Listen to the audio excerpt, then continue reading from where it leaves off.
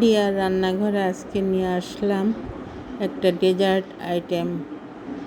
আসসালামু আলাইকুম সবাইকে। আজকে আপনাদেরকে দেখাবো প্রেসার কুকারে খুব সহজেই সফট ক্যারামেল পুডিং তৈরি করা। প্লিজ একটা লাইক দিয়ে পুরো ভিডিওটা দেখবেন। এবার তাহলে শুরু করে দিলাম প্রেসার কুকারে সফট ক্যারামেল পুডিং। প্রথমেই পুডিংয়ের দুধটা রেডি করে নিতে হবে। যেমন 1 কাপ দুধ, গলা কাপ চিনি। যারা মিষ্টি বেশি খান তারা 1 কাপ চিনি দিবেন। আমরা মিষ্টি কম খাই সেহেতু আমি গলা কাপ চিনি দিয়েছি। আর 1.5 কাপ পানি। চিনিগুলো পানি বেরোবে, যার জন্য সব উপকরণগুলো একসাথে ভালো করে নেড়ে মিশিয়ে বেশ খানিকটা জাল দিয়ে দুধটা ঘন করে কমিয়ে নিতে হবে। 1.5 কাপের মতো করে নিতে হবে। ভালো করে দুধ ফুটাতে হবে যেন দুধের কাঁচা গন্ধটা না আসে।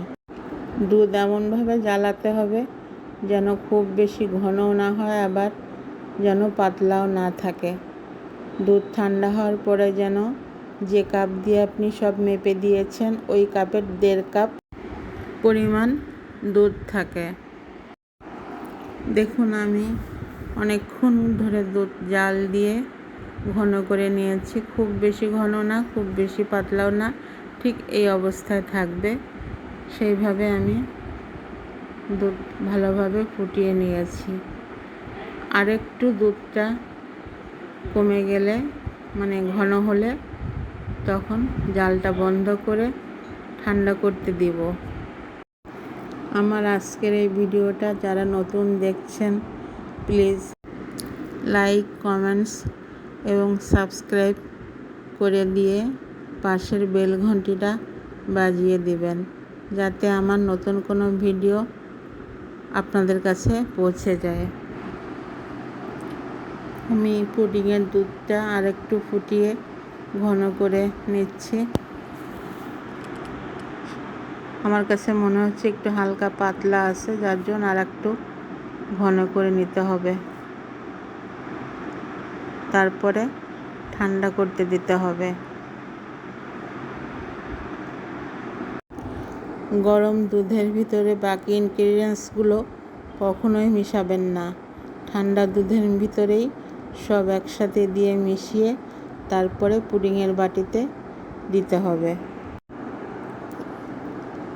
বেশ খানিকক্ষণ সময় নিয়ে আমি দুধটা জাল দিচ্ছি যেন পুডিংটা একদম পারফেক্ট হয়।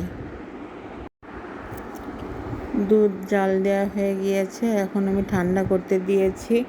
আর এদিকে একটা পাত্রে 5টা ডিম ভেঙে নিয়েছি। ডিমগুলো ভেঙে বাটিতে দেওয়ার সময় কুসুমগুলো ভেঙে গিয়েছে, কিন্তু ডিম সব কয়টাই ভালো। ডিম কোনো সমস্যা নেই, একদম পারফেক্ট আছে।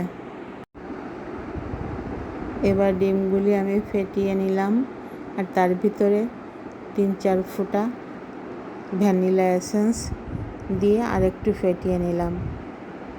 পুডিংয়ের ডিম খুব বেশি ফাটানোর প্রয়োজন হয় না।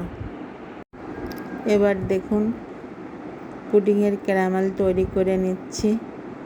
আজকাল অবশ্য ক্যারামেল রেডিমেড কিনতে পাওয়া যায়, কিন্তু আমার কাছে বাড়িতে বানানো ক্যারামেলটাই বেশি ভালো লাগে। চুলাতে একটা কড়াই বসিয়ে দিয়ে তাতে স্রেফ খালি চিনি দিয়ে ক্যারামেল বানাতে হবে। আদার্স আর কিছুই দেওয়ার দরকার নাই। ক্যারামেলটা বানানোর সময় চুলার জালটা একেবারে লো ফ্লেমে দিয়ে রাখতে হবে। খুব স্লোভাবে ক্যারামেলটা আস্তে আস্তে তৈরি হবে।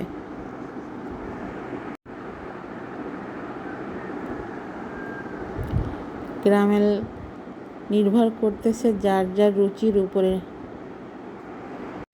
ক্যারামেলের কালারটা আপনি কি ডার্ক করবেন নাকি লাইট করবেন সেটা সম্পূর্ণ আপনার উপরে নির্ভর করবে। আমার বাড়িতে সবাই ডার্ক পছন্দ করে, তিতা ভাবটা বেশি পছন্দ করে, সেহেতু আমি ক্যারামেলটা অনেক বেশি ঘন করে নিচ্ছি। আপনাদের যদি মনে হয় যে আপনারা ডার্ক করবেন না, তাহলে ঠিক এই পরিস্থিতিতে ক্যারামেলটা নামিয়ে পুডিংয়ের বাটিতে সেট করে নেবেন।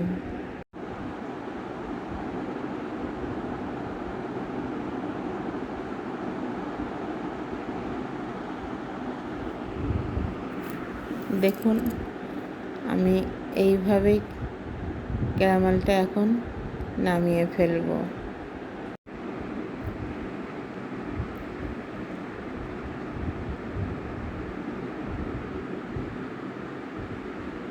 এবার আমি পুডিংয়ের বাটিতে গরম অবস্থায় ঢেলে দিচ্ছি, তা না হলে কিন্তু সেট হবে না বাটিতে।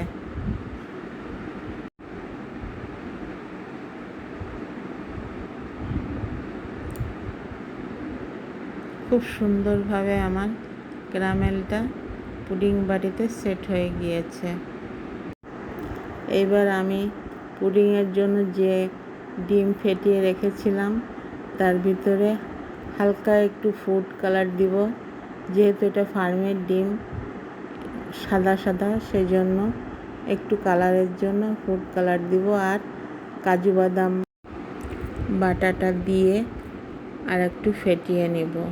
প্রথমে চামচ দিয়ে চাটছিলাম, কিন্তু চামচ দিয়ে হচ্ছিল না, বিধায় আমি আর মিক্সারটা দিয়ে, হ্যান্ড মিক্সার দিয়ে আর একটু ফেটিয়ে নিলাম।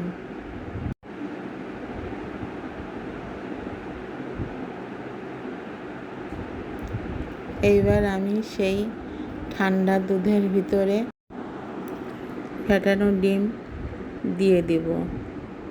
এবার হালকা হাতে সব একসাথে ভালোভাবে মিশিয়ে নিব। এইভাবে মেশাতে হবে, খুব হালকা হাতে সব ভালোভাবে এইভাবে মিশিয়ে নিয়ে পুডিংয়ের বাটিতে ঢেলে দিতে হবে। বাটিতে ঢালার সময় এটা মাথায় রাখতে হবে যে বাটিটা পুরো ভরে দেওয়া যাবে না, কিছুটা খালি রেখে দিতে হবে, যাতে পুডিংটা ফুলে যেন বাটির মুখটা খুলে না যায়, সেই জন্য। এবার প্রেসার কুকারে অল্প করে পানি দিয়ে তার ভিতরে একটা কাপড় বা রুমাল বিছিয়ে দিতে হবে, যাতে পানিটা টকবক করে যখন ফুটে উঠবে তখন যেন বাটিটা না নড়ে, যার জন্য ওই কাপড়টা প্রেসার কুকারে দিতে হবে। দেখুন, আমি বাটিটা কাপড়টার উপরে বসিয়ে দিয়েছি। এবার মুখ আটকিয়ে দিলাম। এবার প্রেসার কুকারের ঢাকনিটা দিয়ে আমি 3টা হুইসেল দিয়ে নেব। তারপর চুলা বন্ধ করে দিব, কিন্তু প্রেসার কুকারের বাষ্পটা বের করে দিব না। বাষ্পটা যেন ওর মধ্যে থেকে যায়। ঠান্ডা হলে বাটিটা বের করে নেব। তারপর একটা ছুরির সাহায্যে বাটির চারপাশ থেকে পুডিংটা ছাড়িয়ে নিয়ে এইভাবে প্লেট দিয়ে উপর করে একটা হালকা হাতে টাক দিলে পুডিং বেরিয়ে আসবে। দেখুন কতটা ইয়াম্মি হয়েছে পুডিংটা। আপনারাও বাড়িতে এইভাবে বানিয়ে দেখুন প্রেসার কুকারে সফট ক্যারামেল পুডিং। ঠিক এই প্রসেসে যদি বানান, এমনই সুন্দর ইয়াম্মি হবে। আমি একবার কেটে দেখালাম, প্রয়োজনে আর একবার আমি কেটে দেখাচ্ছি আপনাদেরকে। দেখুন কতটা সফট হয়েছে প্রেসার কুকারে বানানো ক্যারামেল পুডিং। একদম পারফেক্টভাবে হয়ে গিয়েছে আমার সফট ক্যারামেল পুডিং।